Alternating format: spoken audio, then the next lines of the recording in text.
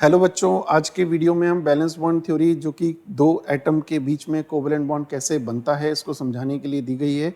आज पूरे वीडियो में वही डिस्कस करने वाले। सबसे पहले मैं ये बता दूं कि हम लास्ट लेक्चर में हम लोग लुईस थ्योरी पढ़ के आए हैं। क्लासिकल कॉन्सेप्ट पर बेस्ड थी, ऑर्बिट कॉन्सेप्ट पर। उसमें देखा था कि दो एटम किस तरीके से इलेक्ट्रॉन शेयर करके बॉन्ड बनाते हैं आउटरमोस्ट ऑर्बिट के। लेकिन ये जो बैलेंस बॉन्ड थ्योरी है हमें बिल्कुल नए कॉन्सेप्ट से, जो कि एटॉमिक ऑर्बिटल कॉन्सेप्ट है, उससे पता चलेगा कि बॉन्ड कैसे बनता है, क्योंकि कुछ ना कुछ लुईस थ्योरी में कमियां थी जो हमारी इस नई थ्योरी में कवर होंगी। तो अब इसमें हम सिग्मा बॉन्ड, पाई बॉन्ड, इनके बारे में भी जानेंगे। हाइब्रिडाइजेशन वगैरह भी इसमें इंट्रोड्यूस होगा। तो ये काफ़ी इंपॉर्टेंट थ्योरी है जो कि आने वाले हमारे चैप्टर्स में केमिस्ट्री में बहुत ज़्यादा यूजफुल होगी। इनऑर्गेनिक, ऑर्गेनिक केमिस्ट्री, उनके लिए आज की जो वीडियो है ना, ये सबसे ज़्यादा इंपॉर्टेंट है। इसलिए इसको बहुत ध्यान से पढ़ें, अच्छे से समझें। तो बैलेंस बॉन्ड थ्योरीज में समझने के लिए सबसे पहले हम एक एग्जांपल लेते हैं हाइड्रोजन मॉलिक्यूल का। कैसे ये हाइड्रोजन मॉलिक्यूल बनता है, इसमें दो हाइड्रोजन के एटम हैं, इसी से स्टार्ट करते हैं, है ना। आपको याद होगा कि जब हमने बॉन्ड बताया था, केमिकल बॉन्ड दो एटम के बीच में बनता क्यों है, तो उसका एक सबसे इंपॉर्टेंट रीजन था। दो एटम इसलिए बॉन्ड बनाते हैं क्योंकि वो स्टेबिलिटी चाहते हैं, एनर्जी को डिक्रीज करके। तो वो कॉन्सेप्ट भी इसमें हमें पहले यूज करना है कि एनर्जी डिक्रीज होती है ना, उससे बॉन्ड बनता है, स्टेबिलिटी आती है, दो एटम्स कंबाइंड हो जाते हैं, मॉलिक्यूल बनाते हैं। तो आइए देखते हैं इसमें बैलेंस बॉन्ड थ्योरी। सबसे पहले ये साइंटिस्ट नेम है क्लर एंड लंडन, और पॉलिंग ने इसमें क्या कुछ कमियां थी जिसको इंप्रूव करके मॉडर्न बैलेंस बॉन्ड थ्योरी बनाया। तो बाद में जानेंगे कि पॉलिंग ने इसमें क्या काम किया, लेकिन सबसे पहले ये कॉन्सेप्ट है कि हम हाइड्रोजन एटम लेते हैं। देखो, दो एटम मैंने यहाँ पर दिखाए हुए हैं। एक हाइड्रोजन एटम को मैंने ए ले लिया, एक हाइड्रोजन एटम को बी ले, HAHB। ये दोनों एटम एक दूसरे को बॉन्ड बनाने के लिए पहले अप्रोच करते हैं, तो ये पास पास आते हैं। आप देख रहे होंगे कि यहाँ दोनों एटम दूर दूर हैं, फिर ये थोड़ा पास पास आए, फिर ये पास पास आकर मिक्स होने लगे। तो हमने यहाँ पर पॉइंट बताया कि as these two atoms approaches each other, new attractive and repulsive forces उनके साथ काम करते हैं। जब भी दो एटम एक दूसरे के पास आना स्टार्ट करेंगे तो उनमें attractive forces and repulsive forces काम करते हैं। ऐसा इस थ्योरी में सबसे पहले सोचा गया। लेकिन कैसे, कौन कौन से वो रिपल्सिव फोर्सेज होते हैं, कौन कौन से वो अट्रैक्टिव फोर्सेज होते हैं, एक बार वो अच्छे से जानते हैं। आप लोगों को ये तो पता होगा कि किसी एटम के अंदर न्यूक्लियस और इलेक्ट्रॉन्स, तो न्यूक्लियस और इलेक्ट्रॉन के बीच में जो फोर्स होता है उसी एटम के अंदर वो अट्रैक्टिव फोर्स होता है ना। तो एक हाइड्रोजन एटम है, उसके अंदर न्यूक्लियस और इलेक्ट्रॉन है, दूसरा हाइड्रोजन एटम है, उसके अंदर भी न्यूक्लियस एंड इलेक्ट्रॉन है। तो जब ये दोनों एटम एक दूसरे को अप्रोच करते हैं, कौन कौन से अट्रैक्टिव फोर्सेस काम करते हैं और कौन कौन से रिपल्सिव फोर्सेस काम करते हैं, वो इस तरीके से हम लोग देखते हैं। देखो, मैंने यहाँ पर मान लिया कि ये हाइड्रोजन एटम ए है, इसका ये न्यूक्लियस है और उसके उसके इलेक्ट्रॉन है, मतलब ए एटम के न्यूक्लियस और ए एटम का इलेक्ट्रॉन। ऐसे ही हमने बी एटम के इलेक्ट्रॉन और बी एटम का न्यूक्लियस। अब आप जरा सोचो, जब हम इन वाले अट्रैक्टिव फोर्सेस के बारे में बात करते हैं तो उसमें एक लाइन लिखी हुई है, attractive forces arises between nucleus of one atom and its own electron. तो जो एटम यूज हो रहा है ए एटम, उसी का न्यूक्लियस और उसी के इलेक्ट्रॉन, उसके बीच में अट्रैक्टिव फोर्स होगा। तो उसको कैसे रिप्रेजेंट किया है, nucleus of A, electron of A, and nucleus of B और इलेक्ट्रॉन ऑफ बी। मतलब पर्टिकुलर एटम में ए का एटम तो उसका न्यूक्लियस, उसके electron, attractive force. B atom तो उसका न्यूक्लियस, उसी के इलेक्ट्रॉन, अट्रैक्टिव फोर्स। लेकिन जब ये दोनों एटम एक दूसरे को अप्रोच करते हैं तो आप देख रहे होंगे यहाँ पर ए का न्यूक्लियस बी के इलेक्ट्रॉन को अट्रैक्ट करेगा और बी का न्यूक्लियस ए के इलेक्ट्रॉन को अट्रैक्ट करेगा, है ना। दो atom approaches to each other, A का एटम का न्यूक्लियस बी के एटम के इलेक्ट्रॉन को अट्रैक्ट करेगा और बी का एटम का न्यूक्लियस ए के इलेक्ट्रॉन को अट्रैक्ट करेगा। तो there are two type of attractive forces, right. अब रिपल्सिव फोर्सेस पे काम करते हैं। Electrons of two atom like electron A और इलेक्ट्रॉन बी, मतलब ये रिपल्सिव फोर्सेस है। इलेक्ट्रॉन इलेक्ट्रॉन के बीच में तो रिपल्सन नहीं होता है, तो दोनों का न्यूक्लियस और दोनों के इलेक्ट्रॉन के बीच में जो फोर्स है, रिपल्सिव फोर्सेस। तो पूरी इस पॉइंट में एक बात समझ में आ रही है कि जैसे ही दो हाइड्रोजन एटम एक दूसरे को अप्रोच करते हैं, टू टाइप के फोर्सेस, अट्रैक्टिव एंड रिपल्सिव। अब पहले दिमाग में अच्छे से फीड कर लेना कि अट्रैक्टिव फोर्सेस कौन से हैं और रिपल्सिव फोर्सेस कौन से हैं। अब आगे देखते हैं कि क्या होता है। तो ये ऑब्जर्वेशन है, आप ये ग्राफ देख रहे होंगे, ये बहुत ही काम की चीज है। देखो आप यहाँ पर क्या लिखा हुआ है, एनर्जी, और एक क्या लिखा हुआ है, इंटर न्यूक्लियर डिस्टेंस, मतलब दो एटम के बीच की डिस्टेंस। ये देख रहे हो गया कि आप दो एटम ये दूर दूर हैं, फिर ये दो एटम पास पास आए, दो एटम एक दूसरे के साथ मिक्स हो रहे हैं, तो डिस्टेंस क्या हो रही है इनके बीच की, कम होती जा रही है। जैसे जैसे डिस्टेंस कम हो रही है ना, अट्रैक्टिव फोर्सेस डोमिनेट कर रहे हैं, और रिपल्सिव फोर्सेस कम हो रहे हैं। अट्रैक्टिव फोर्सेस डोमिनेट कर रहे हैं, रिपल्सिव फोर्सेस कम हो रहे हैं। तो एनर्जी क्या होती जा रही है, डिक्रीज होती जा रही है। इस ग्राफ से आप देख पा रहे होगे कि एनर्जी यहाँ पर मिनिमाइज हो गई, इस सिचुएशन में एनर्जी मिनिमाइज हो गई। यहां पर क्या हुआ, अट्रैक्टिव फोर्सेस और रिपल्सिव फोर्सेस एक दूसरे के बराबर हो गए, इक्विलिब्रियम में आ गया। तो हमने यहां पर कुछ लिखा हुआ है, देखो आप जरा, experimentally it has been found that the magnitude of new attractive forces is more than the new repulsive forces. जब ये दोनों एटम एक दूसरे को अप्रोच करते हैं तो पहले नंबर पर क्या होगा, अट्रैक्टिव फोर्स डोमिनेट करेंगे, रिपल्सिव फोर्सेस कम होंगे, नहीं तो वो पास पास आ ही नहीं पाएंगे। Next, as a result two atoms approaches each other and potential energy क्या होगी उसकी, डिक्रीज। पोटेंशियल एनर्जी क्यों डिक्रीज हुई, क्योंकि अट्रैक्टिव फोर्सेस जब डोमिनेट कर रहे हैं और रिपल्सिव फोर्सेस कम है, तो आपको पता है कि अट्रैक्शन से एनर्जी क्या होती है, धीरे धीरे लॉस हो। फिर ultimately a stage is reached where the net force of attraction balances the force of repulsion system, acquires the minimum energy. लेकिन एक स्टेज ऐसी आती है कि अट्रैक्टिव फोर्सेस और रिपल्सिव फोर्सेस बराबर होते हैं और वो सिस्टम, मतलब वो दोनों एटम एक मिनिमम एनर्जी स्टेट को एक्वायर कर लेते हैं। इसी स्टेज में कहा जाता है कि वो दोनों एटम कम से कम एनर्जी में हैं, यही उनकी बॉन्डेड स्टेट, यही उनकी बॉन्डेड स्टेट। तो as a stage two hydrogen atoms are set to be bonded. तो आपने ये देखा कि इस थ्योरी में एनर्जी कॉन्सेप्ट कैसे यूज किया कि when two atom approaches to each other, attractive forces dominate initially and after some time attractive forces and repulsive forces become equal and the system maintain at equilibrium। तो इस energy को, जो energy decrease हुई ना, दोनों atom एक दूसरे के पास पास आ रहे हैं, एनर्जी डिक्रीज हो रही है, एनर्जी डिक्रीज होती जा रही है। अगर मैं इन्हीं एटम्स को फिर से अलग अलग करने की कोशिश करूं तो उतनी अमाउंट ऑफ एनर्जी देनी पड़ेगी। इसका मतलब इसको कहा जाता है बॉन्ड एनर्जी। इस बॉन्ड के बनने में जो एनर्जी रिलीज हुई है, इसी को कहा जाता है बॉन्ड एनर्जी, या बॉन्ड एंथैल्पी भी इसी को कह सकते हैं। तो अब एनर्जी के बाद हम लोग ये देखते हैं कि इस बैलेंस बॉन्ड थ्योरी में एक ओवरलैपिंग कॉन्सेप्ट यूज किया है, एटॉमिक ऑर्बिटल की ओवरलैपिंग। तो उसको पहले जानते हैं। तो जैसे ही दो एटम एक दूसरे के साथ अप्रोच करते हैं तो उनके जो आउटर मोस्ट ऑर्बिट के जो ऑर्बिटल्स होते हैं, एटॉमिक ऑर्बिटल्स, तो वो एक दूसरे में क्या करते हैं, मिक्स होते हैं, इंटरपेनिट्रेशन। देखो ये एनसीईआरटी में लाइन लिखी हुई है, there is a minimum energy state when two hydrogen atoms are so near that their atomic orbitals undergo partial interpenetration. मतलब जब ये दोनों हाइड्रोजन एटम एक मिनिमम एनर्जी स्टेट में होंगे तो उनके आउटर मोस्ट के जो ऑर्बिटल्स हैं वो एक दूसरे में पेनिट्रेट हो जाएंगे, पार्शियल इंटरपेनिट्रेशन। इस पार्शियल इंटरपेनिट्रेशन या पार्शियल मर्जिंग को ही एक नाम दिया गया ओवरलैपिंग। आउटर मोस्ट ऑर्बिट के जो ऑर्बिटल्स हैं उनके आपस में पार्शियल इंटरपेनिट्रेशन को, पार्शियल मर्जिंग को, मिक्स होने को नाम दिया ओवरलैपिंग, राइट। तो the partial merging of atomic orbital is called overlapping of atomic orbitals which result in the pairing of electron, है ना। एक ऑर्बिटल में आप जानते हैं कि एक इलेक्ट्रॉन, दूसरे ऑर्बिटल में एक इलेक्ट्रॉन, तो दोनों ऑर्बिटल एक दूसरे में मिक्स हो गए, पार्शियली मिक्स हो गए और दोनों इलेक्ट्रॉन एक जगह एक साथ रहने लग गए, वो उसकी मिनिमम एनर्जी स्टेट। तो this term is called the overlapping term. अब उन्होंने जो बैलेंस बॉन्ड थ्योरी का स्टेटमेंट है वो चेक करते हैं, क्या दिया था। तो अ covalent bond formed between two element, दो एलिमेंट या दो atoms of the same element या डिफरेंट एलिमेंट। जैसे मेरा कहने का मतलब है कि हाइड्रोजन हाइड्रोजन है, वो सेम एलिमेंट के एटम है, हाइड्रोजन और क्लोरीन है, वो डिफरेंट एलिमेंट के एटम है। तो दो एटम के बीच में जो कोवेलेंट बॉन्ड है ना, चाहे वो सेम एलिमेंट के हों या डिफरेंट एलिमेंट के हों, वो कैसे बनता है, वो ऐसे बनता है कि दोनों एटॉमिक ऑर्बिटल एक दूसरे को ओवरलैप करते हैं, जिसमें कि एक एक इलेक्ट्रॉन होता है, तो a covalent bond formed between two elements by the overlapping of half-filled atomic orbital। ये पॉइंट इंपॉर्टेंट है, half-filled atomic orbital of atoms of the different element और same element।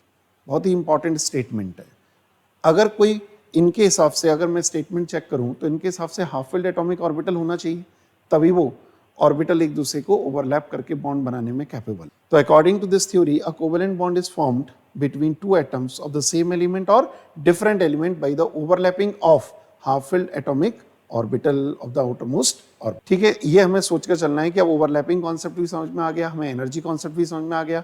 दो एटम एक दूसरे के पास आते हैं, एनर्जी डिक्रीज होती है, उसी एनर्जी को जो रिलीज होती है हम बॉन्ड एनर्जी के नाम से जानते हैं। और इस स्टेट में जो दोनों एटम्स रहते हैं उनके एटॉमिक ऑर्बिटल एक दूसरे में मिक्स हो जाते हैं और इसी मिक्सिंग को कहा जाता है ओवरलैपिंग। हमारे पास ये पॉइंट है इंपॉर्टेंट कि ओवरलैपिंग जब होती है तो स्टेबिलिटी इंक्रीज होगी क्योंकि एनर्जी डिक्रीज होगी। स्टेबिलिटी क्या होगी, इंक्रीज, और एनर्जी क्या होगी, decrease. Greater is the extent of overlapping, stronger is the bond form. अब ये बात भी ध्यान देने लायक है कि अगर दो एटम जब एक दूसरे को अप्रोच करते हैं, वो अलग अलग टाइप के एटम्स भी हो सकते हैं, तो एनर्जी का जो रिलीज होना है वो भी डिफरेंट डिफरेंट होगा। तो जिस बॉन्ड के बनने में जितनी ज्यादा एनर्जी रिलीज हो रही है, जितनी ज्यादा इफेक्टिव ओवरलैपिंग हो रही है, वो बॉन्ड उतना ही ज्यादा स्ट्रॉन्ग भी होगा। इफेक्टिव ओवरलैपिंग मतलब ज़्यादा से ज़्यादा एनर्जी डिक्रीज होना, ज़्यादा से ज़्यादा स्टेबिलिटी मिलना, इसी वजह से वो बॉन्ड उनके बीच में जो बना है वो स्ट्रॉन्गर बॉन्ड माना जाएगा। अब हमें देखना ये है कि जो ओवरलैपिंग है वो कितने टाइप की होती है, किस किस तरीके के ऑर्बिटल उसमें ओवरलैप करते हैं। आप तो जानते हैं कि s ऑर्बिटल होता है, p ऑर्बिटल होता है, d ऑर्बिटल होता है। तो ये जो ओवरलैपिंग है वो कितने टाइप की है और उनसे किस टाइप का बॉन्ड बनता है, जिसमें कि हमने पहले बोला था कि sigma and pi bond. Types of overlapping and nature of covalent bond. तो आप ये जान लो कि covalent bond valence bond theory के हिसाब से ही पता चला कि दो टाइप के होते हैं, एक sigma bond and pi bond. तो sigma bond 3 overlapping, SS overlapping, SP overlapping, PP overlapping, SS overlapping, PP overlapping. अभी मैं 1 बाय 1 सभी को एक्सप्लेन करूंगा डायग्राम के साथ, तो आपको पूरी तरह समझ में आएगा। लेकिन आपको पहले दिमाग में इतना बिठाना है कि सिग्मा बॉन्ड जो बनता है वो 3 तरह की ओवरलैपिंग से बनता है, SS overlapping, SP overlapping and PP overlapping, जिसको हम यहाँ पर लिख सकते हैं एक्सियल ओवरलैपिंग। इसको लिख सकते हैं एक्सियल ओवरलैपिंग। और इस पाई बॉन्ड के बनने में यहाँ पर जो आता है, यहाँ पर इसको बोलते हैं लेटरल साइड ओवरलैपिंग। तो सबसे पहली बात, how many types of covalent bond, तो आप बता सकते हैं कि sigma bond and pi bond. How many types of overlapping, तो ये भी बोल सकते हैं axial overlapping and lateral side overlap. तो अब हम ये जानेंगे कि लेटरल साइड ओवरलैपिंग क्या होती है और एक्सियल ओवरलैपिंग क्या होती है। तो सबसे पहले आप सिग्मा बॉन्ड कैसे बनता है वो चेक करते हैं। सिग्मा और पाई में मैंने भी बताया था कि सिग्मा बॉन्ड जो बनता है वो एक्सियल ओवरलैपिंग और पाई बॉन्ड जो बनता है लेटरल साइड ओवरलैपिंग। इसको एक टर्म दूसरे तरीके से समझते हैं। जो सिग्मा बॉन्ड है ना, उसको बोलते हैं head on overlapping of 2 atomic orbital, end to end overlapping. और पाई बॉन्ड जो होता है वो lateral side overlapping, side wise overlapping बोलते हैं। अब सोचते हैं कि जरा इसको किस तरीके से रिलेट किया जाए। आपने देखा होगा, कई बार सुना होगा कि जैसे कोई दो कार एक दूसरे के बिल्कुल आमने सामने से एक दूसरे को स्ट्राइक करती हैं, तो डेफिनेटली वो एक दूसरे को ज़्यादा पेनिट्रेट करते हैं। ऐसे ही हम जब दो एटॉमिक ऑर्बिटल को आमने सामने से ओवरलैप करा रहे हैं, तो that is called the head on overlapping, या उसको एंड टू एंड ओवरलैप कहते हैं। और ये ओवरलैपिंग या ये मिक्सिंग इतनी ज़्यादा पेनिट्रेट एक दूसरे को करते हैं, जिससे कि जो बॉन्ड बनता है वो ज़्यादा स्ट्रॉन्ग बॉन्ड होता है। मतलब हम ये कह सकते हैं कि सिग्मा बॉन्ड जब दो एटॉमिक ऑर्बिटल के हेड ऑन ओवरलैपिंग से बनता है, इसीलिए ये ज़्यादा स्ट्रॉन्ग होता है। लेकिन कई बार आपने देखा होगा कि दोनों कार एक साथ एक ही डायरेक्शन में जा रही और दोनों कार एक दूसरे को टच करके निकल जाए, मतलब इस तरीके से अगर वो एक दूसरे को टच करते हैं तो वो उतना ज़्यादा पेनिट्रेट नहीं कर पाते। इसी तरीके की ओवरलैपिंग को साइड वाइज ओवरलैपिंग कह सकते हैं, कि जब दो एटॉमिक ऑर्बिटल इस तरीके से टकराते हैं, एक दूसरे को मिक्स करते हैं। तो क्वेश्चन ये आता है कि सिग्मा एंड पाई बॉन्ड में से कौन ज़्यादा स्ट्रॉन्ग है। तो आप जरा खुद सोच कर देखो कि जब दो एटॉमिक ऑर्बिटल एक दूसरे को ज़्यादा पेनिट्रेट करेंगे और बॉन्ड बनाएंगे तो वो स्ट्रॉन्ग होगा। और ज़्यादा अच्छा पेनिट्रेशन कब होगा, जब वो एक दूसरे के बिल्कुल सामने से स्ट्राइक करते हैं। That is called the head on overlapping. तो हेड ऑन ओवरलैपिंग दो एटॉमिक ऑर्बिटल से सिग्मा, और साइड वाइज ओवरलैपिंग से जो बॉन्ड बनता है वो पाई बॉन्ड होता है। अब ये जो हेड ऑन ओवरलैपिंग से जो सिग्मा बॉन्ड बनता है, उसको हम समझते हैं कि उसमें एक ओवरलैपिंग है एसएस ओवरलैपिंग। अब इसमें तो कोई चांस है ही नहीं, एस ऑर्बिटल आप जानते हैं कि स्फेरिकल है, तो स्फेरिकल है तो वो हेड ऑन ओवरलैपिंग ही होगी, एंड टू एंड ओवरलैपिंग ही होगी। और ये जो लाइन आप देख रहे हैं ना, इसको हम जेड एक्सिस मानते हैं। एक्स वाई जेड 3 डायमेंशनल आपको मालूम है कि ऑर्बिटल होता है। ये जेड एक्सिस को इंटर न्यूक्लियर एक्सिस माना गया है। इंटर न्यूक्लियर एक्सिस मतलब सभी न्यूक्लियस से पास होती हुई एक एक्सिस। जो भी एटम बॉन्ड बनाने में इन्वॉल्व हो रहे हैं, उन एटम के न्यूक्लियस से पास होती हुई एक्सिस को इंटर न्यूक्लियर एक्सिस कहा जाता है। तो जब भी सिग्मा बॉन्ड बनता है ना, उसकी ओवरलैपिंग को एक नाम और देते हैं, इंटर न्यूक्लियर एक्सिस ओवरलैपिंग, मतलब एक्सियल ओवरलैपिंग। और Z axis is assumed as, is considered as inter nuclear axis. तो आप देख रहे होंगे कि एसएस ओवरलैपिंग से जो बॉन्ड बना, this is the type of SS overlapping. Bond कौन सा बोला जाएगा, सिग्मा बॉन्ड। लेकिन सिग्मा बॉन्ड दो और तरह की ओवरलैपिंग होती हैं, उनसे भी बनता है। तो एक होता है एस और पी। एस पी ओवरलैप, ये भी हेड ऑन ओवरलैप है, एक्सियल ओवरलैप है, इंटर न्यूक्लियर एक्सिस ओवरलैप है। आप देख रहे होंगे कि ये जो एक्सिस पास हो रही है वो एस ऑर्बिटल के न्यूक्लियस ये वाला और दूसरे एटम का जो पी है उसके न्यूक्लियस से पास हो रहा है। तो एक हो गया S S overlapping sigma bond, एक हो गया एस पी ओवरलैपिंग, और आप लास्ट में एक देख रहे होंगे ये पी ऑर्बिटल, ये पी ऑर्बिटल, ये भी आप देख रहे होंगे हेड ऑन ओवरलैप है, और ये एक एक्सिस पास हो रही है जो इनके न्यूक्लियस से पास हो रही है। इसीलिए इन तीनों ही ओवरलैपिंग को नाम दिया जाता है इंटर न्यूक्लियर एक्सिस ओवरलैपिंग। तो अब सिग्मा बॉन्ड जो बनेगा वो या तो उसको इंटरन्यूक्लियर एक्सिस ओवरलैपिंग बोला जाए, हेड ऑन ओवरलैपिंग बोला जाए, या एंड टू एंड ओवरलैपिंग बोला जाए। इन सब से बनता है sigma bond. How many types of this, तो आपको बोलना है 3 types, SS overlapping, SP overlapping and PP overlapping. जरा दूसरा बॉन्ड हम जो देखते हैं वो है पाई बॉन्ड। तो पाई बॉन्ड मैंने अभी क्या समझाया था, पाई बॉन्ड जो बनता है वो कोई 2 ऑर्बिटल हैं, वो हेड ऑन ओवरलैपिंग नहीं है, आमने सामने से नहीं है, वो साइड वाइज ओवरलैपिंग से बनेगा। और साइड वाइज ओवरलैपिंग उतनी ज़्यादा इफेक्टिव नहीं होती, इसलिए ये बॉन्ड वीक बॉन्ड माना जाता है। आप डायग्राम में देख रहे होंगे कि ये जो पी ऑर्बिटल अभी मैंने कैसे बनाया था, अभी जब हमने बनाया था तो इस तरीके से डायरेक्शन लिया था, ये हमारी जेड एक्सिस थी जिसको हमने इंटरन्यूक्लियर एक्सिस माना है ना। अब आप देख रहे होंगे कि इसमें जो ये जो लोब्स हैं, इलेक्ट्रॉन की डेंसिटी है वो एक दूसरे के पैरेलल है, मतलब ये इस तरीके से आ रहा है। अगर ये दोनों ऑर्बिटल के लोब्स इस तरीके से मर्ज हो रहे हैं, देखो पहले वाली ओवरलैपिंग और इसमें डिफरेंस है, इस तरीके की ओवरलैपिंग जो दोनों एक साइड से हो रही है that is called the side wise overlapping. इस तरीके से ये इलेक्ट्रॉन क्लाउड मर्ज हो जाता है एक्सिस के, मतलब ये जिस प्लेन में एटम होता है, जैसे ये प्लेन है, अगर ये एटम है तो इसके above and below pi electron cloud माना जाता है। मतलब जिसमें 2 एटम आपस में एक दूसरे को अप्रोच कर रहे थे, तो pi electron cloud above that plane and below that plane, unsymmetrical electron cloud इसको कहा जाता है पाई इलेक्ट्रॉन क्लाउड। तो बेसिकली 2 बातें दिमाग में रखो कि what is the exact meaning of the head on overlapping and side wise overlapping, and the more effective overlapping कौन सी है, हेड ऑन ओवरलैपिंग। ज्यादा स्ट्रॉन्ग बॉन्ड कौन सा है, सिग्मा, पाई बॉन्ड वीक है सिग्मा के कंपैरिजन में। इसका भी रीजन आप दे सकते हो कि सर जो हेड ऑन ओवरलैपिंग है एक्चुअली वो ज़्यादा इफेक्टिव ओवरलैपिंग है, उसमें ज़्यादा एनर्जी लॉस होती है और एक दूसरे में ज़्यादा पेनिट्रेशन होता है, इसलिए बॉन्ड स्ट्रॉन्ग होता है। लेकिन साइड वाइज ओवरलैप कम इफेक्टिव है और उतना बॉन्ड स्ट्रॉन्ग नहीं है। तो अब ये देखते हैं कि जैसे ओवरलैपिंग जितनी ज़्यादा स्ट्रॉन्ग होगी 2 एटॉमिक ऑर्बिटल के बीच में, उन दोनों एटम के बीच में उतना ही ज़्यादा स्ट्रॉन्ग बॉन्ड बनेगा। अब थोड़ा सा ये जानते हैं कि आखिर ये जो ओवरलैपिंग का एक्सटेंट है, मतलब कितनी ज़्यादा ओवरलैपिंग हो रही है, उससे बॉन्ड की स्ट्रेंथ पर क्या असर पड़ता है। तो आप जानते हैं कि जितनी ज़्यादा स्ट्रॉन्ग या जितना ज़्यादा इफेक्टिव ओवरलैपिंग होगी बॉन्ड उतना ही ज़्यादा स्ट्रॉन्ग होगा। तो आप ये तो समझ ही गए कि ओवरलैपिंग 2 तरह की होती है, एक हेड ऑन ओवरलैपिंग जिसको हम एक्सियल ओवरलैपिंग कहते हैं, तो हेड ऑन ओवरलैपिंग ज़्यादा इफेक्टिव है, ये बात समझ में आ गई आपके। और जो साइड वाइज ओवरलैपिंग है, लेटरल साइड ओवरलैपिंग है, वो कम इफेक्टिव है। लेकिन अब जो हेड ऑन ओवरलैपिंग है वो एक्चुअली 3 टाइप्स है, एसएस ओवरलैपिंग, एसपी ओवरलैपिंग और पीपी ओवरलैपिंग। इसका मतलब तीनों ओवरलैपिंग में अलग अलग टाइप के ऑर्बिटल इन्वॉल्व हैं। मतलब अभी मैंने जैसे एक एग्जांपल दिया था कि 2 कार एक दूसरे को सामने से टकराती हैं, 2 गाड़ियां कोई भी एक दूसरे को सामने से टकराती हैं, तो वो एक दूसरे को ज़्यादा इम्पैक्ट डालती हैं, ज़्यादा डैमेज करती हैं, एक दूसरे में ज़्यादा मिक्स होती हैं, तो डैमेज ज़्यादा होता है। यहाँ पर हमारा डैमेज से मतलब क्या है, एक दूसरे में उनके इलेक्ट्रॉन क्लाउड का इन्वॉल्वमेंट।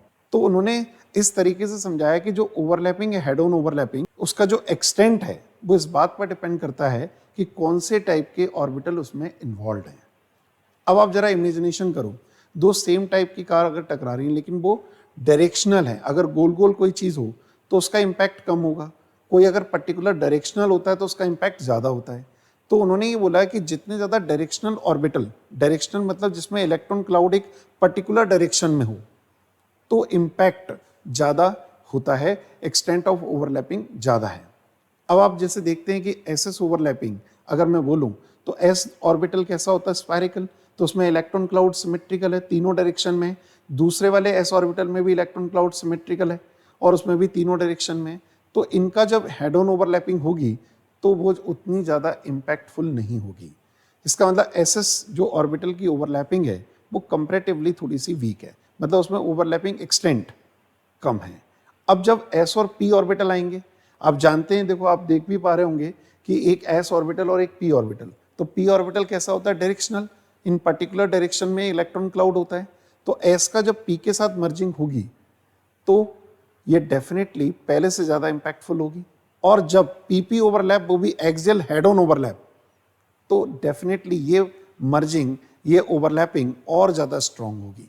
इसका मतलब जब head on overlapping p orbital और p ऑर्बिटल के बीच में हो रही है तो सबसे स्ट्रांग बॉन्ड होगा, s और p के बीच में हो रही है तो बॉन्ड थोड़ा वीक होगा, और ss ओवरलैपिंग अगर हो रही है तो बॉन्ड और वीक होगा। तो टाइप ऑफ ओवरलैपिंग पर डिपेंड करती है ओवरलैपिंग की एक्सटेंट, और दूसरा टाइप ऑफ ऑर्बिटल इसमें कौन से इन्वॉल्व है इस पर डिपेंड करता है। ठीक, तो सिग्मा बॉन्ड और पाई बॉन्ड में तो क्लियर ही है कि पाई बॉन्ड वीक है, सिग्मा बॉन्ड स्ट्रांग है, लेकिन सिग्मा बॉन्ड 3 तरीके से बनता है, SS, SP एंड PP। तो आप कौन सा बॉन्ड ज्यादा स्ट्रांग मानेंगे, P और P, जो कि डायरेक्शनल ऑर्बिटल हैं। तो यहाँ पर एक टॉपिक है extent of overlapping depends upon, तो हमने इसको 2 कैटेगरी में डिवाइड किया, टाइप्स ऑफ ऑर्बिटल इन्वॉल्व, कौन से ऑर्बिटल इन्वॉल्व हैं और कौन से टाइप की ओवरलैपिंग हो रही है, करेक्ट। तो SS सबसे वीक, फिर SP स्ट्रॉन्ग और PP ओवरलैपिंग ज्यादा स्ट्रॉन्ग मानी जाती है। टाइप्स ऑफ ओवरलैपिंग में हमने ये पहले बता चुके हैं, इंटरन्यूक्लियर एक्सिस ओवरलैपिंग जिसको हम हेड ऑन ओवरलैपिंग के नाम से जानते हैं, मोर इफेक्टिव है, और जो लेटरल साइड ओवरलैपिंग है वो कम इफेक्टिव है, और इसी से केवल एक बॉन्ड बनता है, इसको हम कहते हैं पाई बॉन्ड। अब हमें ये जानना है कि कौन कौन से मॉलिक्यूल हैं जो इस कॉन्सेप्ट से एक्सप्लेन किया जा सकते हैं। ऐसे H2 मॉलिक्यूल है, HCl मॉलिक्यूल है, N2 है, O2 है, ClCl है।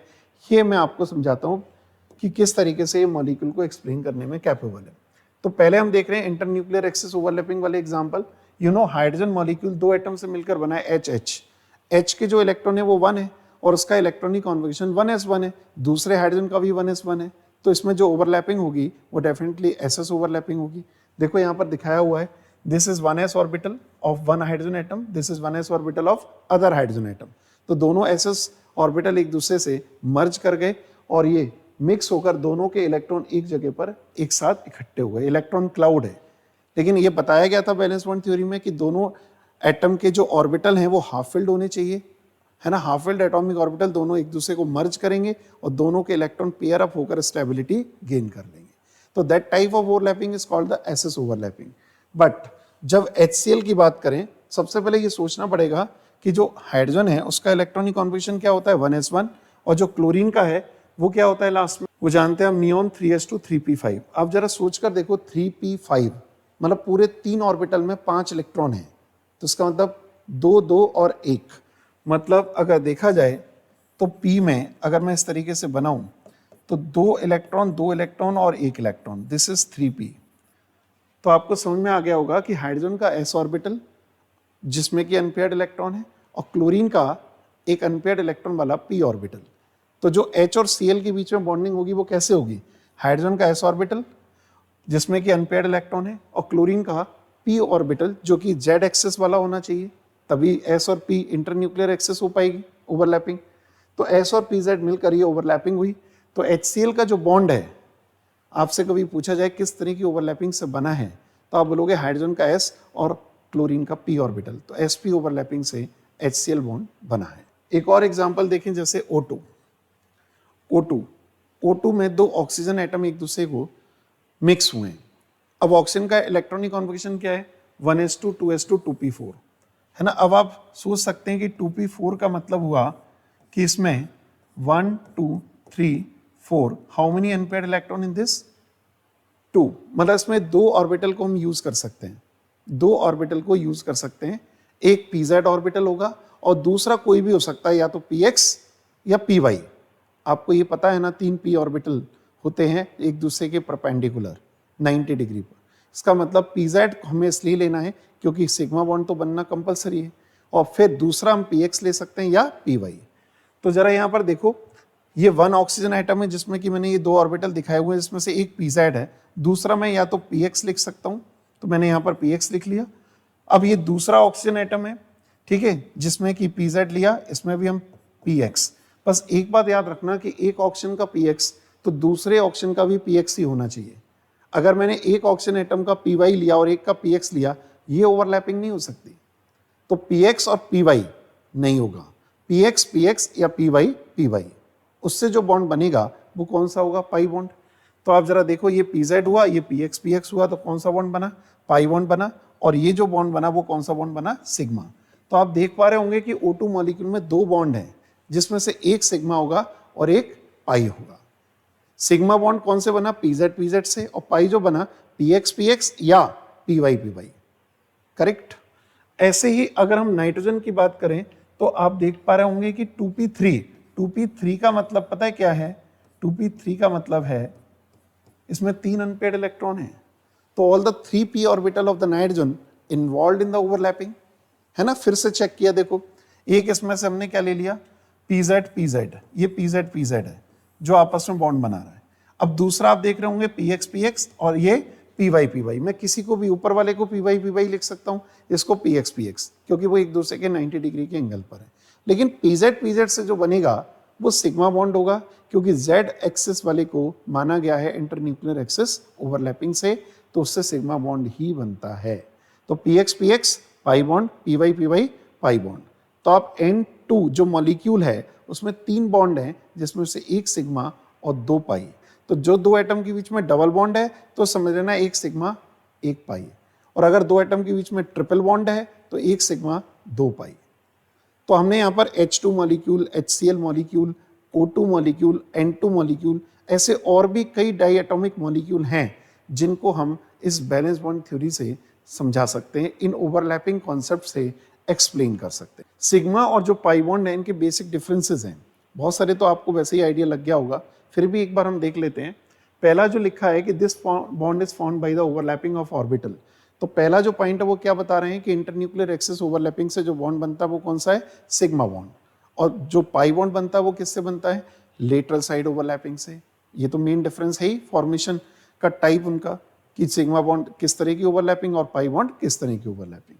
दूसरा आप देख पा रहे होंगे कि इसमें SSSP एंड PP ओवरलैपिंग, जो कि एक्सियल ओवरलैपिंग है, उससे बनता है। और पाई बॉन्ड जो बनता है वो PP लेटरल साइड, लेकिन PX PX या PY PY ओवरलैपिंग से। तीसरा पॉइंट कि overlapping is quite large and hence sigma bond is a strong bond. ये बहुत अच्छे से डिटेल में जान चुके हैं कि जो सिग्मा बॉन्ड है वो हेड ऑन ओवरलैपिंग से बनता है, ज़्यादा इम्पैक्ट होता है, ज़्यादा इफेक्टिव ओवरलैपिंग होती है, ज़्यादा मिक्सिंग होती है एटॉमिक ऑर्बिटल्स की, इसलिए सिग्मा बॉन्ड जो बनता है वो स्ट्रॉन्ग बॉन्ड है। और पाई बॉन्ड में जो पेनिट्रेशन है, जो मिक्सिंग है ऑर्बिटल्स की, वो उतनी इफेक्टिव नहीं है, है ना, इसीलिए वो पाई बॉन्ड जो होता है वो वीक बॉन्ड होता है। एंड इलेक्ट्रॉन क्लाउड सिमेट्रिकल होता है about the line joining the two nuclear. ये आप जानते हैं कि जब इंटरन्यूक्लियर एक्सिस पर ओवरलैपिंग हो रही है तो न्यूक्लियस को जो लाइन ज्वाइन करती है उसके चारों तरफ इलेक्ट्रॉन का डिस्ट्रीब्यूशन प्रॉपर होता है, सिमेट्रिकल होता है। लेकिन पाई इलेक्ट्रॉन क्लाउड क्या होता है, जहां मॉलिक्यूल है, मैंने भी बोला था बीच में कि electron cloud above and below the plane होता है, अनसिमेट्रिकल इलेक्ट्रॉन क्लाउड बोला जाता है पाई को। Sigma bond consist of only one electron cloud symmetrical about the internuclear axis. Pi bond consists of two electron cloud, one above the plane and below the plane.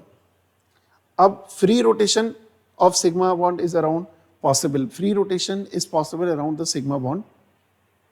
ये आपको थोड़ा आगे चल के समझ आएगा, ऑर्गेनिक में समझ आएगा कि what is the meaning of the free rotation and restricted rotation. Pi bond का मीनिंग है रेस्ट्रिक्टेड रोटेशन, तो ये थोड़ा सा आगे के टॉपिक से रिलेटेड है, जब समझ में अच्छे से आ सकता है। अभी तो हम सिग्मा और पाई के केवल डिफरेंसेस मेनली जान सकते हैं। दो एटम के बीच में अगर एक ही बॉन्ड है तो वो सिग्मा बॉन्ड है। दो एटम के बीच में अगर दो बॉन्ड है तो ये कंफर्म है कि एक सिग्मा एक पाई है। अगर दो एटम के बीच में 3 बॉन्ड है तो एक सिग्मा 2 पाई। ऐसा कभी नहीं हो सकता कि दो एटम के बीच में, इस थ्योरी में अगर देखें, दो एटम के बीच में एक ही बॉन्ड हो और वो पाई बॉन्ड हो जाए, नहीं। सिग्मा बॉन्ड बनेगा तभी पाई बनेगा। सिग्मा बॉन्ड इंडिपेंडेंटली एग्जिस्ट कर सकता है, लेकिन पाई बॉन्ड इंडिपेंडेंटली दो एटम के बीच में एग्जिस्ट नहीं कर सकता, वो सिग्मा के साथ ही रहेगा। ये एक तरह से इन थ्योरीज के बताए हुए पॉइंट्स हैं जिनको जानकर हम मॉलिक्यूल्स को एक्सप्लेन कर सकते हैं। आपके इस पूरे वीडियो में बैलेंस बॉन्ड थ्योरी में किस तरीके से दो एटम के बीच में बॉन्ड बनता है ये बात तो हमें समझ में आ गई। कितने टाइप के कोवेलेंट बॉन्ड होते हैं, सिग्मा पाई, दोनों में डिफरेंसेस क्या हैं, दोनों में किस तरह की ओवरलैपिंग होती है, ये सब कुछ समझ में आ गया। बट बैलेंस बॉन्ड थ्योरी में एक सबसे बड़ी प्रॉब्लम आ रही थी कि जो पॉलीएटॉमिक मॉलिक्यूल हैं, जैसे मीथेन है, बेरिलियम क्लोराइड है, BF3 है, जिनकी अभी VSEPR में आपने ज्योमेट्री देखी थी कि कोई टेट्राहेड्रल होता है, कोई लीनियर होता है और कोई, है ना, ट्राइगोनल प्लेनर होता है। अब ये एक बहुत बड़ी प्रॉब्लम थी इस थ्योरी में कि इन मॉलिक्यूल की ज्योमेट्री को समझाने के लिए ये वाला कॉन्सेप्ट काम नहीं कर रहा था। तो हम नेक्स्ट वीडियो में अब ये जानेंगे कि आखिर मीथेन की जो टेट्राहेड्रल स्ट्रक्चर है वो इस थ्योरी से क्यों एक्सप्लेन नहीं हो पा रही थी और इसमें क्या कुछ नया चेंज किया गया, क्या नया ऐड किया गया, कुछ कॉन्सेप्ट नए इंट्रोड्यूस किए गए जिससे ये प्रॉब्लम सॉल्व हुई। जिसमें हम एक नया कॉन्सेप्ट लेकर आएंगे हाइब्रिडाइजेशन, जो इसी बैलेंस बॉन्ड थ्योरी का हिस्सा है ना। क्यों इंट्रोड्यूस किया हाइब्रिडाइजेशन, होता क्या है, क्यों ज़रूरी था, ये सब हम नेक्स्ट वीडियो में जानेंगे। तब तक आप इन चैनल से जुड़े रहिए, आपको लगातार वीडियोस मिलते रहेंगे। आप देख रहे होंगे कि शुरू से केमिकल बॉन्डिंग को किस तरीके से एक्सप्लेन किया जा रहा है। अगर आप ये पूरा चैप्टर सभी वीडियोस कवर करते हैं तो मैं ये डेफिनेटली कह सकता हूँ कि आपको आने वाले कॉम्पिटिटिव एग्जाम के लिए भी, अपने एकेडमिक बोर्ड के लिए भी काफ़ी हेल्पफुल होंगे ये वीडियो।